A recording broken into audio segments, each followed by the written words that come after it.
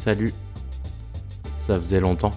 Génial, donc le voyage dans le temps existe finalement. T'es venu me donner les numéros gagnants du loto? Non. Mais c'est vrai que... Écoute, je suis venu te prévenir. Toi et moi, on va vivre des moments pas forcément faciles. Je ne peux pas trop m'attarder, mais voici une lettre dans laquelle je t'explique tout. Ne l'ouvre pas avant tes 16 ans, d'accord? Ok, ravi de savoir que je suis finalement un vieux barbu tout sale. J'y retourne. Allez, courage. Je sais que tu feras mieux que moi.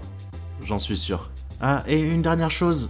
Ne joue jamais à Dragon Ball Final Bout. Jamais. Ça c'est fait. Bon, salut à tous. Comme tous les gosses de mon époque, mon enfance a été marquée par le club Dorothée.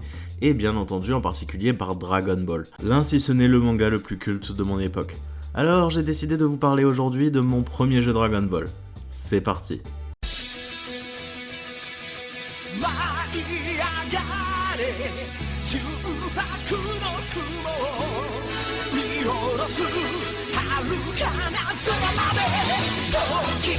Ça suffit, je ne peux pas te laisser mentir aux viewers de la sorte. 107, mais de quoi tu parles enfin? Recherche dans la base de données en cours. Ton premier jeu Dragon Ball, hein? 107, fais pas ça, ne fais pas...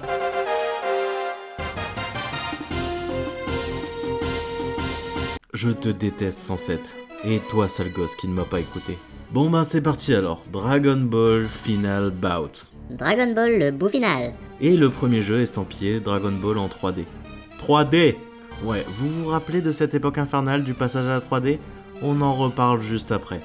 Ce jeu est le meilleur moyen pour que vous vous rendiez compte que vous avez énormément de chances d'avoir eu les jeux Dragon Ball qu'on a aujourd'hui. On va juste faire une petite comparaison. Budokai 3. Final Bout. Maintenant que le contexte est posé, on y va. Comme tous les jeux Dragon Ball, on a le droit à une introduction dingue avant le jeu. Ouais, une introduction épique, dans la pure tradition Dragon Ball. Ah... Une introduction... Bon, arrête de faire durer, on a compris que tu n'as pas envie de jouer. Laisse-moi juste un peu de temps pour insister sur le seul point positif du jeu. Dragon Ball Final Bout est un jeu de combat, bah oui, quoi d'autre, dans lequel on a un incroyable nombre de 2 modes de jeu. Le mode combat et le mode tournoi. Ce jeu est davantage tourné vers l'arcade. On pourra bien sûr jouer contre un ami, et si on veut jouer en solo, on va juste enchaîner les combats contre les adversaires. Et on débloquera tous les personnages que l'on réussit à vaincre. Oui, parce qu'au début du jeu, on a accès à un nombre incroyable de 10 combattants. On a donc Goku, Pan, Goku, Trunks, Vegeta, Gohan, Cell, Boo, Freezer et Piccolo. Bon, jusqu'ici, ça va. Les personnages sont limités, mais on n'est pas surpris par les combattants. On va donc sélectionner notre personnage pour démarrer le mode arcade. Et je vais choisir mon personnage préféré de la franchise, Trunks. Ah merde, c'est le Trunks de Dragon Ball GT. Pourquoi tu existes? Chaque combat commence par une animation et une punchline de chaque combattant, que je ne comprends pas du tout. Et concrètement, c'est assez cool quand même. Mais c'est quand le chargement se termine qu'on découvre le vide total. Voilà. Bon. Ça y est, on y est. Par quoi je commence? Les putains de graphismes sont dégueulasses. Oui, clairement, c'est du polygone. La 3D était un passage obligé pour l'époque, mais force est de constater que c'était plus beau sur Super NES. Et si ça n'était que ça? Dragon Ball, c'est le dynamisme. Des combats d'arts martiaux incroyables et de la puissance brute. Ouais, c'est hyper bien représenté. Bon, clairement, on a une touche pour taper avec le poing, une touche pour taper avec le pied et une touche pour les boules d'énergie. Les boules d'énergie. Budokai. Final Bout. Arrête ta mauvaise foi, ce que tu fais c'est comme comparer Mario Bros à Mario Galaxy. Ouais, t'as raison. Bon alors oui, c'est loin d'être dynamique. Au début, ça se limite à taper et à attendre qu'il redescende. Parce que je ne sais absolument pas comment voler. Et Manu, tu descends? Bon, finalement, j'ai décidé d'aller voir la notice. On se rend compte qu'on peut quand même faire bien plus de choses. Déjà, le vol, qui est une très mauvaise idée, parce que c'est ingérable. On va pouvoir effectuer quelques combos que je n'arrive absolument pas à réaliser, alors on va montrer comment ça marche pour l'adversaire. Ah ouais, ça rend plutôt pas mal. Mais enfin, termine quand? Ouais, les enchaînements sont incroyablement punitifs. Regardez-moi cette barre de vie. Avant, après. Cool. Alors globalement, la plupart des actions spéciales s'effectuent avec les flèches. Et c'est pour ça que je galère. Par exemple, pour le Kamehameha, le sel de Dragon Ball, il va falloir faire gauche, bas, bas droite, et pour finir un coup de triangle. Juste ça. Heureusement, c'est pas bien dynamique et ça nous laisse le temps de préparer nos actions quand même. Les décharges d'énergie, parlons-en.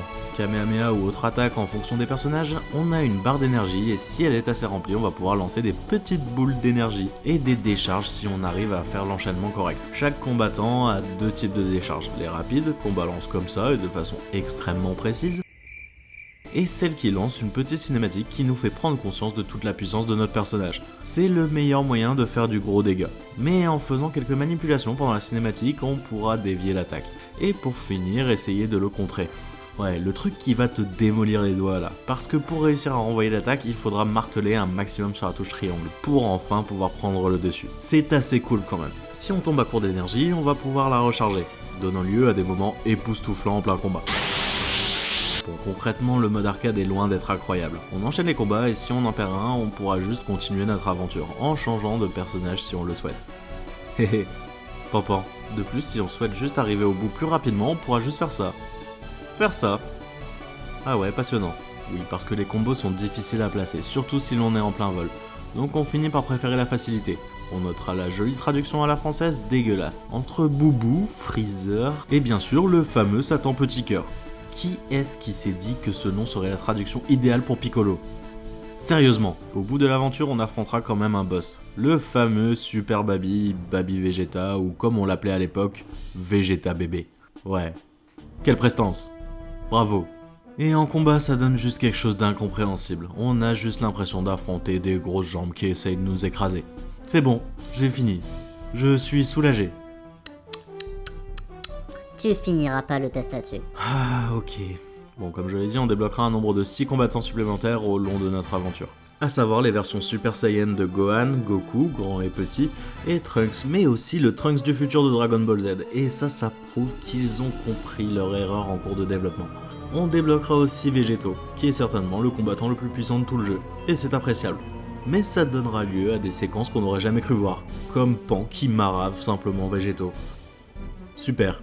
Terminons par le mode tournoi. On sélectionnera notre combattant et on laissera l'ordinateur faire le reste. On aura un choix incroyable entre deux maps, l'arène ou les landes. L'arène et son ambiance incroyable avec sa bonne bouillasse de pixels à la place du public et les bonnes landes bien fades. Ouais, bon, on sera ainsi placé dans un tableau de tournoi comme dans les championnats de Dragon Ball. L'avantage de ce mode c'est qu'on pourra jouer à bien plus que deux. Et s'adonner à des tournois entre amis. Parce que si l'on est seul à jouer, l'ordinateur jouera quand même les matchs, mais de manière assez expéditive.